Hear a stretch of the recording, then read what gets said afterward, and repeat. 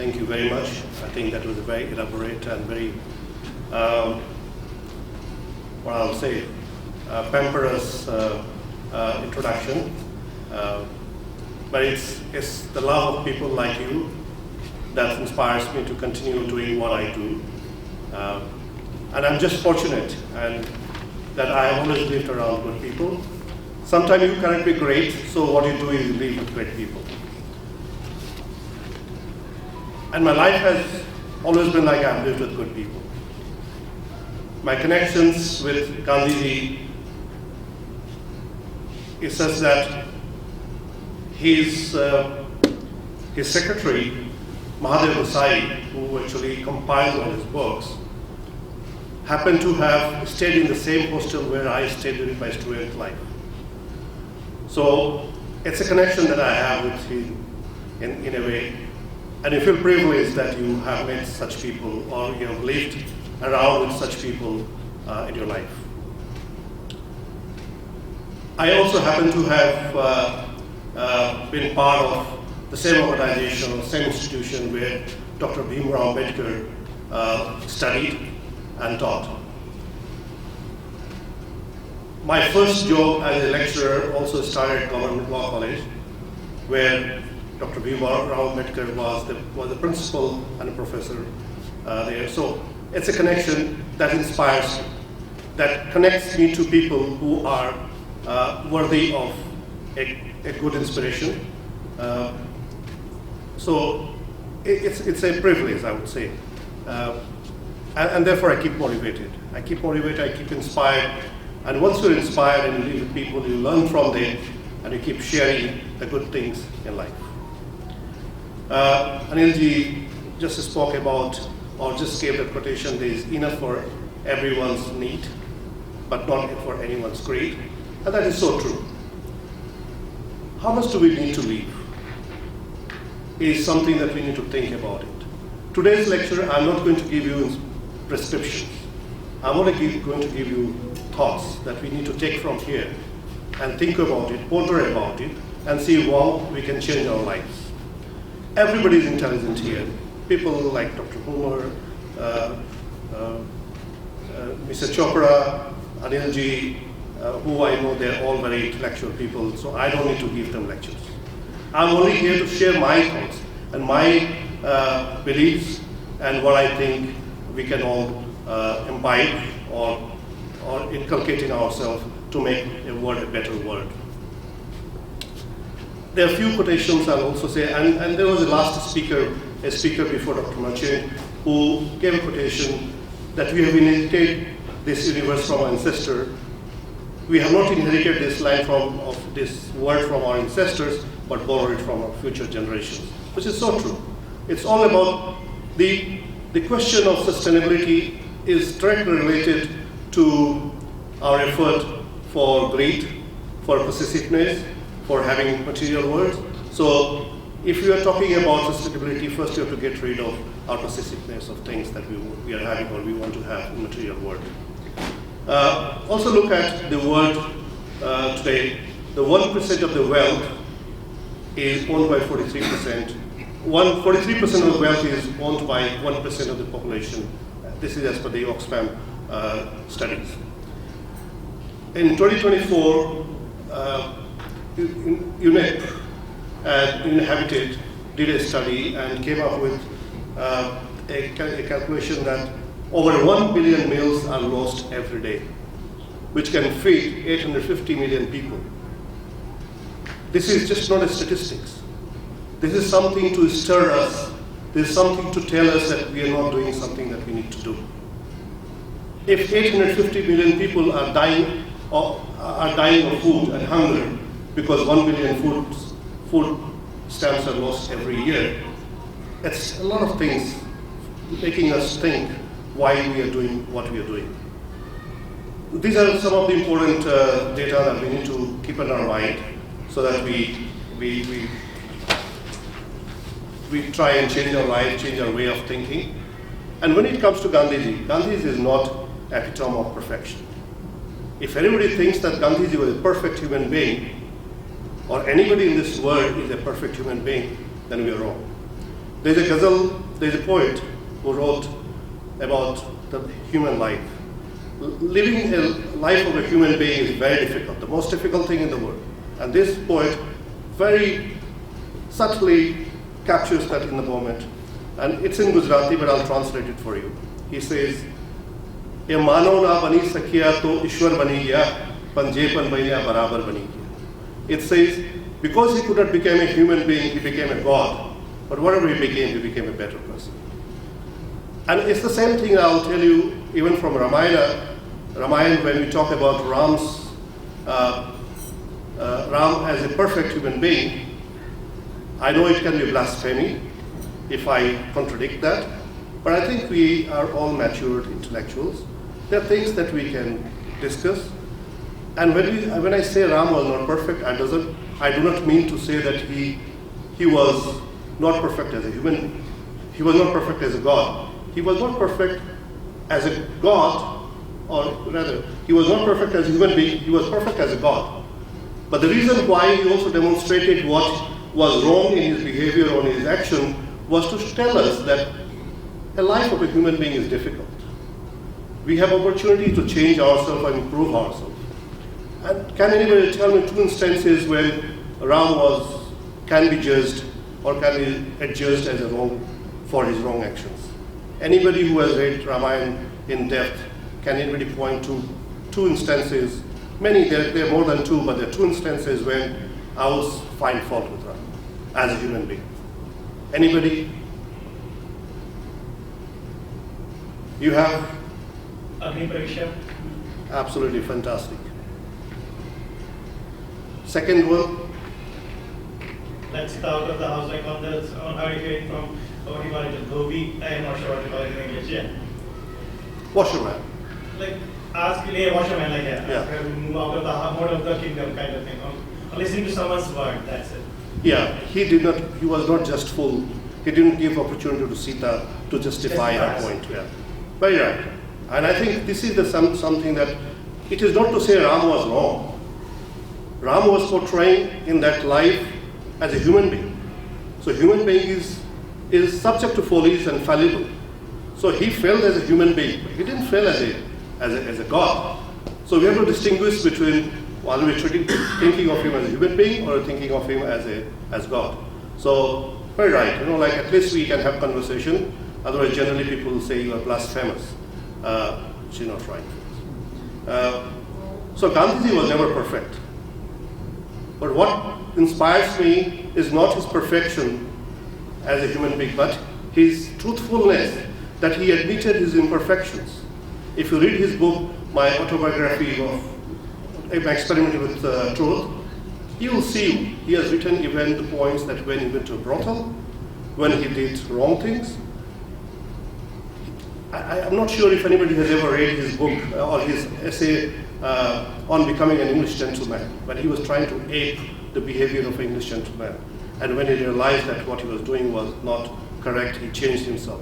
So it was his ability to correct himself when he realizes that he was wrong is what inspires me, because we as a human being will keep on doing mistakes, but if we don't repeat the mistakes and learn from our mistakes, I think we have changed ourselves as a good human being.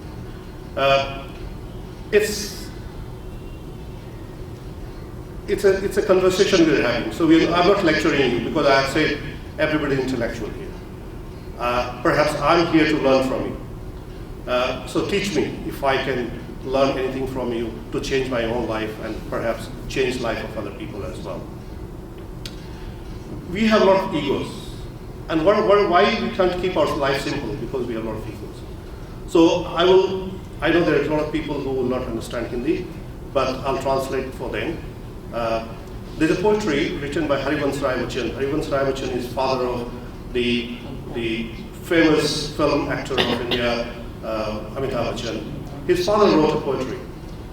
And it's about, you all know, these roots of a tree, these branches, roots, stems, branches, leaves, flowers, and the fruits. So this is a conversation that is happening between all these 5 elements of a tree. One is trying to boast about themselves, and I'll recite one of them and then I'll translate for you. एक दिन तूने भी कहा था जड़, जड़ is the root. एक दिन तूने भी कहा था जड़, जड़ तो जड़ ही है, जीवन से सदा डरी हुई है, और यही उसका सारा इतिहास है कि जमीन में मुंह कड़ाए पड़ी रही है। लेकिन मैं तो जमीन से ऊपर उठा, लेकिन मैं तो जमीन से ऊपर उठा, बाहर निकला, बढ़ा हूं, मजबूत बना हूं, इसी से लिए तो तना हूं। एक दिन डालों ने भी कहा था तना, किस बात पर तना? एक दिन डालों ने भी कहा था तना, किस बात पे तना? किस जहां बिठाल दिया गया वहीं पर है बैठा, प्रगतिशील जगती में तिल भर भी नहीं डोला है, खाया है, मुताया है, सहलाया चोला है। लेकिन हम तनों से फूटी, हम तनों से फूटी, दिशा दिशा में गई, ऊपर उठी नीचे आई, हर हवा के लिए डोल बनी लहराई, इसलिए तो डाल कहला। एक दिन पत्तियों ने भी कहा था डाल, एक दिन पत्तियों ने भी कहा था डाल, डाल तुझमें क्या है? माना वह झूमी है, झुकी है, डोली है, ध्वनि प्रधान दुनिया में एक शब्द भी वो कहा कभी बोली। लेकिन हम हर हर स्वर करती है, मर स्वर मर्म भरा भरती है, नूतन हर वर्ष आती है, पतझड़ में बिछड़ बाहर फिट फिट झहराती है, व्यथित चेत पंथी का शाप ताप हरती है। एक दिन फूलों ने भी कहा था, एक दिन फूलों ने भी कहा था पतियों ने क्या किया? संख्या के बल पर बस संख्या के बल पर डालों को छाप लिया, हवाओं के बल पर मचल रही है, लेकिन हम अपने से खुले खिले फूले, रंग लिए, रस लिए, पराग लिए, हमारी यक्ष गंध दूर दूर फैली है, भ्रमरों पे आकर हमने गुण गाए हैं, हम पर बोराए हैं, सबकी सुन पाई, जड़ फिर मुस्कुराए। What it says is that the root is there, and now the stem is saying, I am more powerful than you, root. Then the leaves are saying, but you are just there, you did not improve anything. I am the one who is more beautiful, I am the one who gives value to this tree. Now the flowers and the fruits are saying, but what have you done? You are just occupying this tree. It's me who is giving benefit to the people, forgetting that it is the root which is the result of everything else. If the root is not there, you cannot have fruits and trees and plants and everything. So that's the nutshell of the whole poetry. Now in this poetry, and I'll give an example of another saint. His name was Upapati Sivacharya. Upapati Sivacharya was a great Tamil and Sanskrit scholar from Tamil Nadu, and he would visit Chidambaram temple every day in a palanquin, palki. And the king had given him a palanquin and also had given a torch bearer who would carry a torch with him whenever he was going to the temple and blow and beat drums. So he'll do every day, he'll go to Chidambaram temple with the drums and the torch being lighted even during the day. So there was a seer who saw him and says, there's a date, the quotation was this. The seer saw that it was unbecoming of a devotee and observed that there's a man who was moved on a date wood and who needed a light even during the day. Umapati Savichar knew that the saint was referring to him in the discourse, and from then he stopped doing that one. In both the things, in both the example, there's an ego. There's an element of ego. Everybody, Umapati had an ego. He wanted to pomp and show. The trees, in the trees, each of the elements which are trying to show themselves up against the other is all have egos. So what we need to control first is the ego part of it. It is our ego. There are three things: ego, ungratefulness, pomp, and show. We have already talked about Ram. It is an ego or urge to have more unto ourselves, which is cause of our anxiety and stress. We compare what we have with our neighbors. Everybody sitting here will realize when we were growing up and we don't have what we look at, or what does our neighbor have? So many of the people will have discussion on that one, that they put myself in grief because they are comparing themselves. Once you compare yourself with others and what you don't have. In the pursuit of not having that, you will put yourself in stress, anxiety, try to get that one, or feel like you are inferior, and that again brings inferiority and complexities. When we're talking today about non-possessiveness, we're not talking about renunciation. Renunciation is a completely different thing. We, as a human being, as long as we're living life of a human being, we can only detach ourselves. We can only live a simple life. Renouncing, I prefer we don't renounce, because already we have not enough cover in the forest. If everybody renounces, the forest will have no place for us to accommodate as well. Now, I have given you these examples.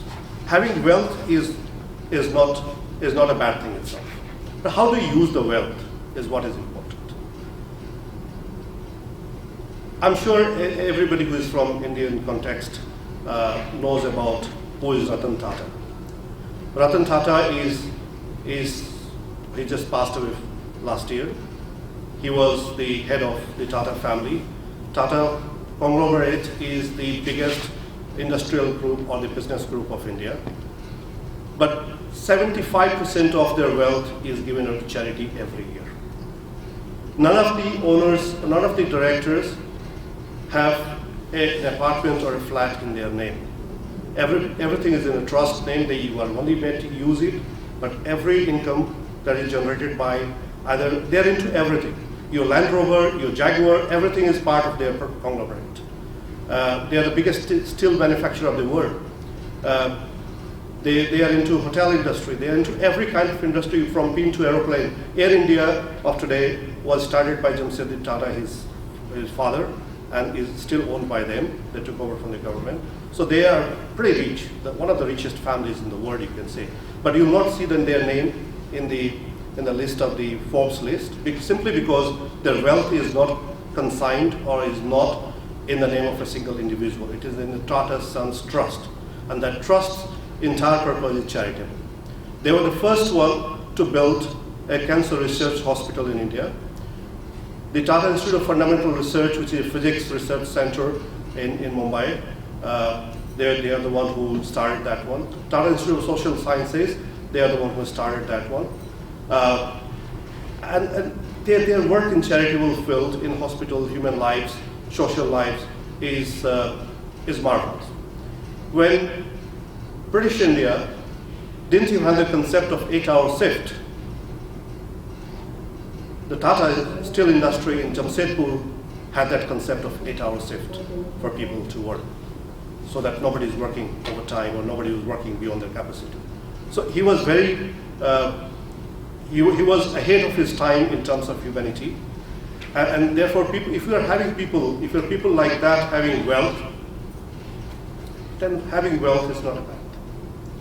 There's another gentleman I will probably let you know. There's a gentleman called Manu Chandaria. I'm not sure if anybody has heard his name, Manu Chandaria.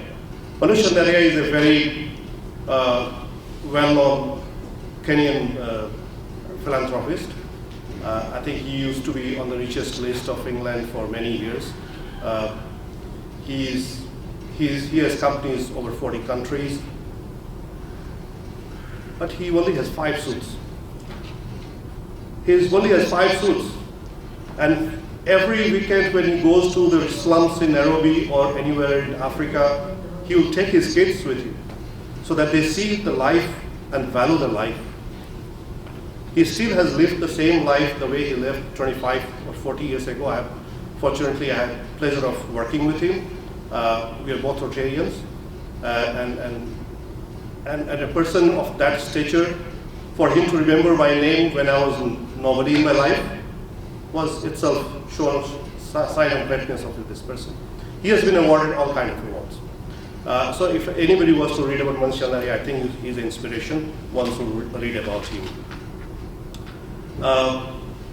So question now is, this is all the stories I've said.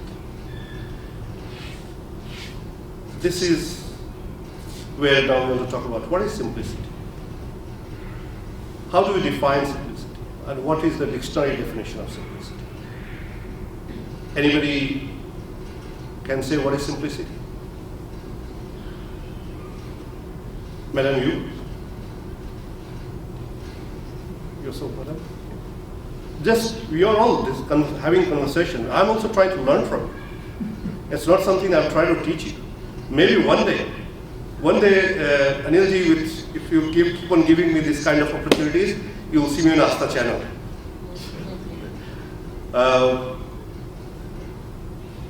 Anybody who can define simplicity? Living in necessity. Huh? Living in necessity only. This ask question, is it necessary? It's not Yeah. like wish or want or, Yes. just necessity. One angle of it. Yeah. Yeah. Not owning more than you need. Yes.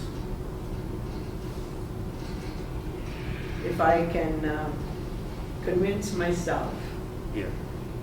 that what is the wealth that I have is only what I use, the rest is not mine, then you become free and begin to think differently about living.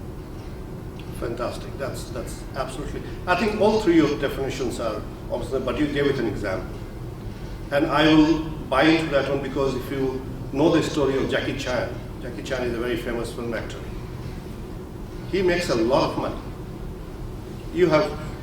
I can only say like one thing. There's a famous Kabir Doha. Like I go with that, like myself, my life.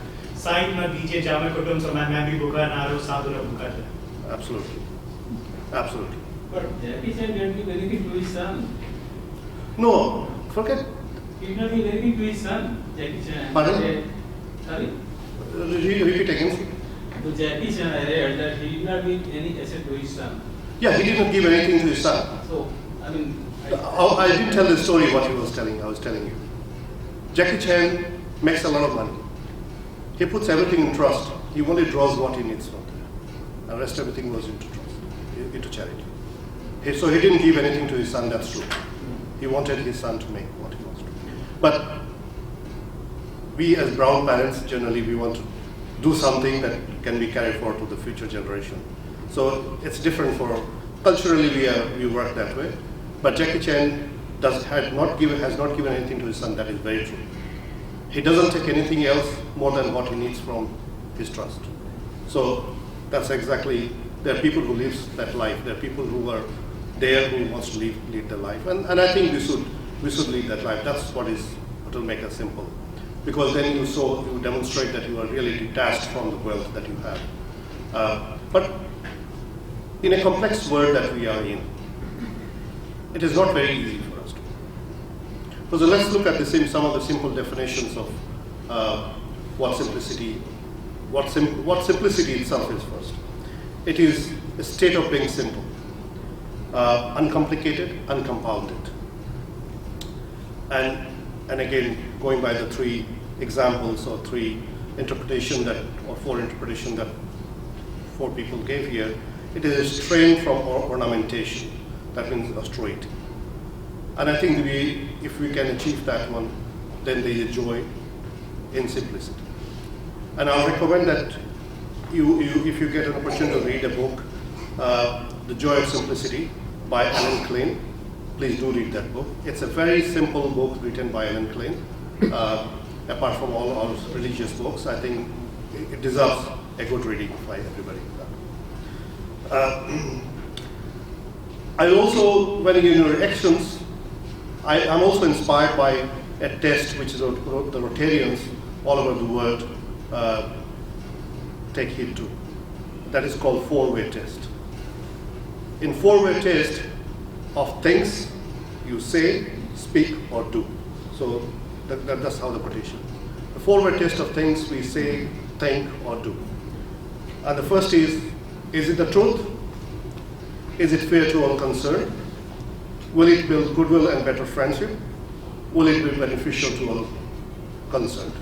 So these are the four tests within which parameters you can put all your thinking, your saying, and your actions, and see if it fits into these four. It may not fit all four, but it must fit at least majority of it. If it fits into that, your actions will be beneficial and you'll make your life simple. Any other definition of simplicity? Or why do you think we'll have a joy in simplicity?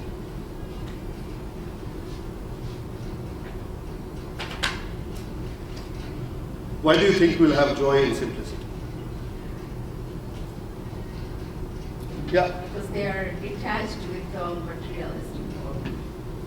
How is the detachment to material world will Yeah, just, identify the simplest way of living and say what I need, Yeah. and I'm happy with that. Yes and no. Yes and no, because detachment is a process. You're detached with what? Detached. Other than necessity or other than needs. Okay. Is the detachment only with the material things? Well, I would say, like what you gave an example of Jackie Chan. He still thinks that his jet plane charter is his need to go from one point to another point, but we still consider as necessity, as simplicity, because that's his needs, and he is detached with like other things. True. But just what I need, that's it. Yeah, from the material point of view, you are right. Just before I came, I was reading an article popped on BBC about Elon Musk. And I was amazed when I read the entire article that Elon Musk lives in a house, pre-packaged or pre-fabricated house, which is only $50,000 worth. But he has all kind of other material things, like he has submarines, he has vehicles which are highly very expensive, he travels in jet, and you're right, he said one place that if I don't take those fast mode of going to my work office, I'll be wasting more time. So from context to context, yes. But again, that's an example. I do not agree with all that he says, but we don't have to agree with everybody has a different context. But it's one thing that what we're talking here right now is only one point. Detachment from what? Material world. What is material in this world? Just the vehicles, the luxuries, the TV, the furniture, or there's something more than that?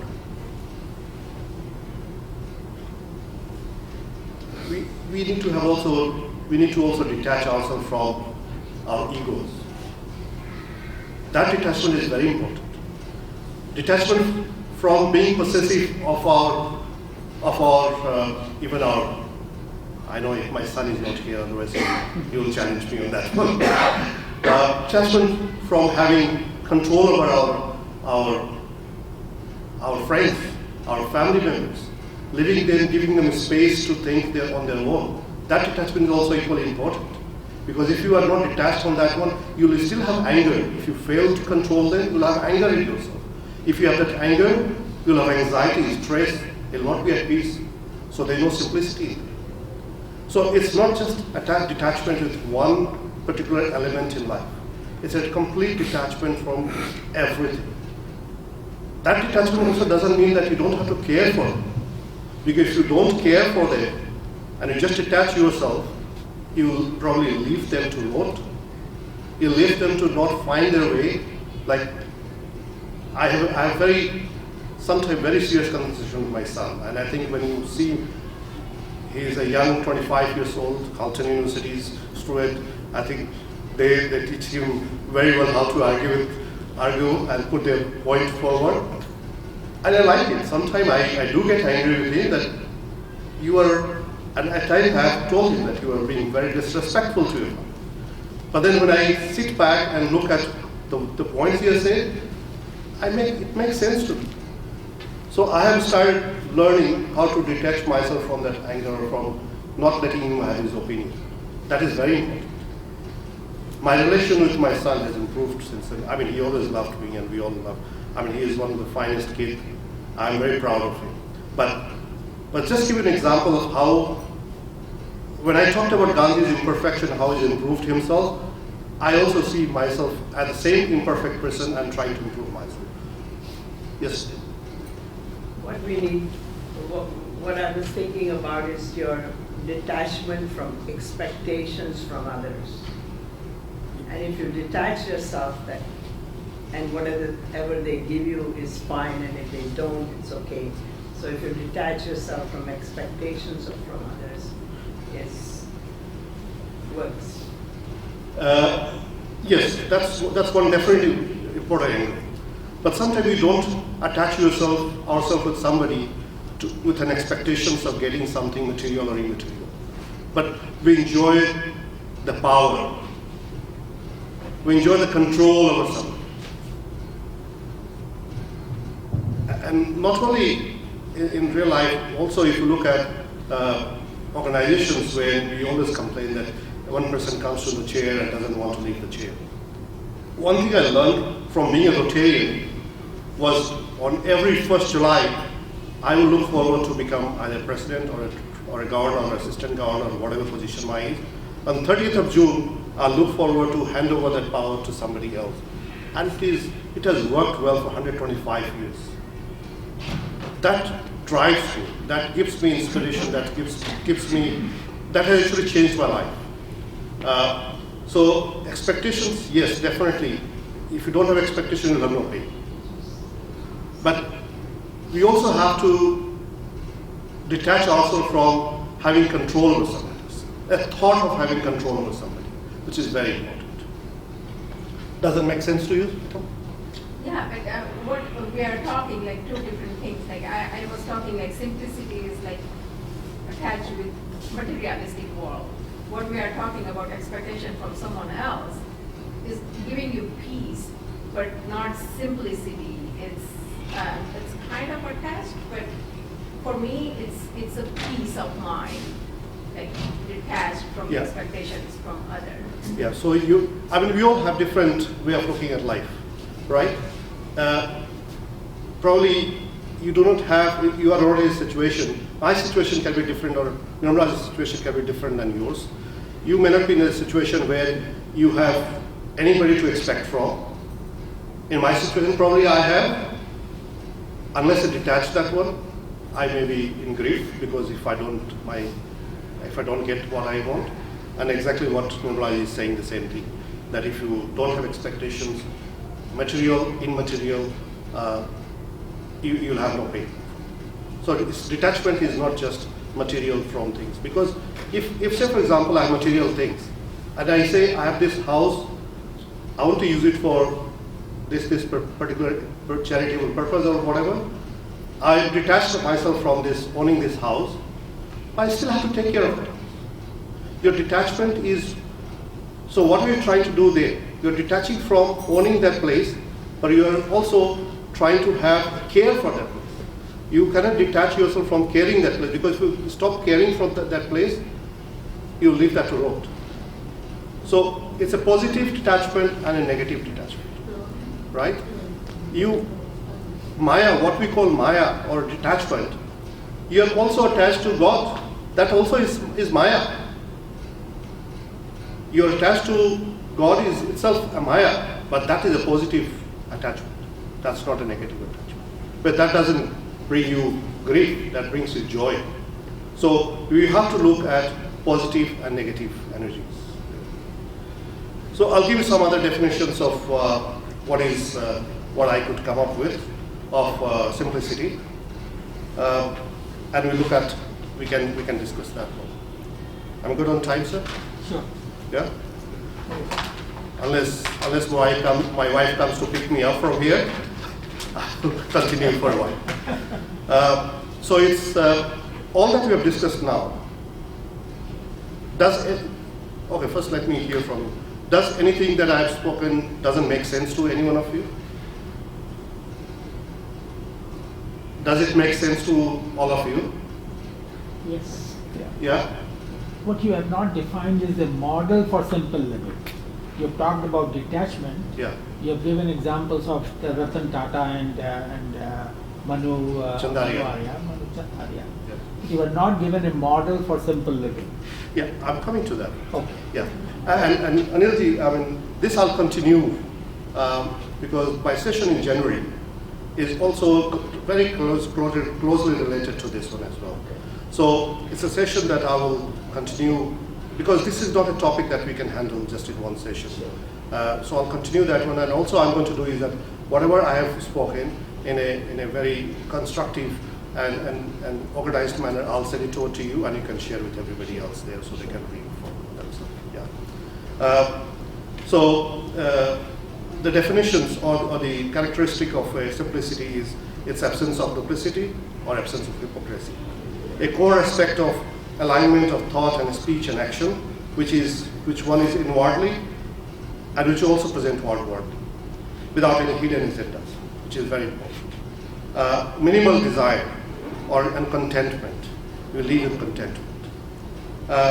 Clarity and freedom from complications, it is also a prerequisite for advancement of spiritual life. It's humility and trust. Humility is very important. When we say humility, that he has humiliated me, you also understand that if he has humiliated you or somebody has humiliated me, I have to accept in the first place that I was not humble in the first place. To humiliate means to make somebody humble. See, if I was humble in my first place, I'll never be humiliated. So, very important. And reflection of the divine.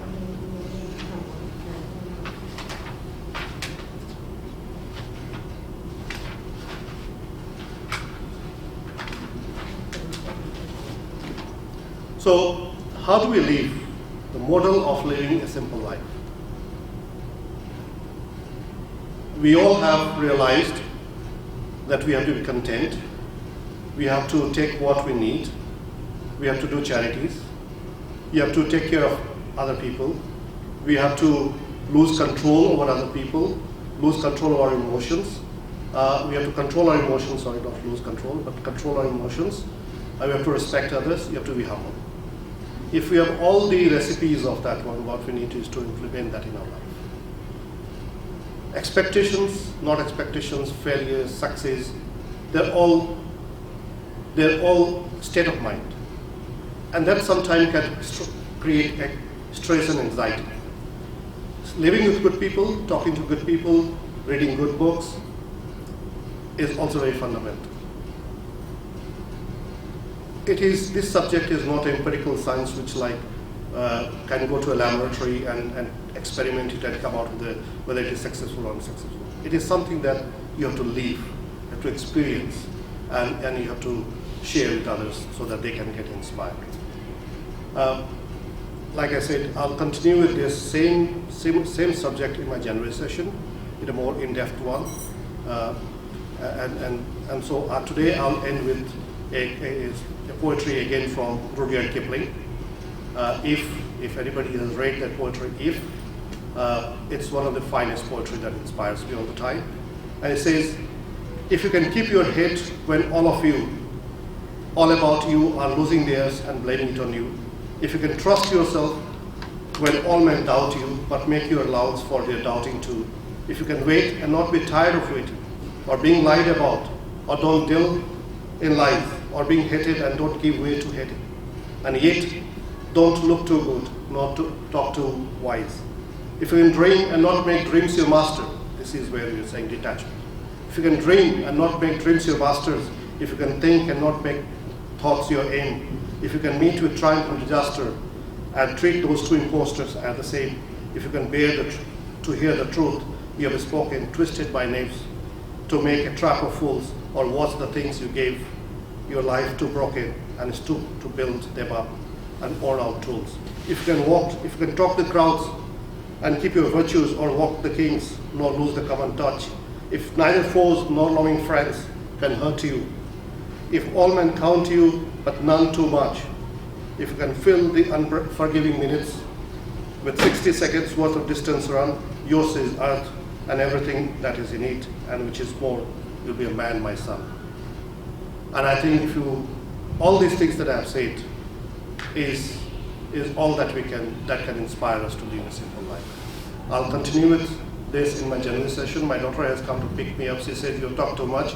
So let me stop here. Anilji, I hope that I have not let you down today. Oh, you want to leave now? No, no, no. Yeah. I'll leave it to, no, I just, because he arrived, Okay. I will open for question and answer, and then we'll take it from there. I have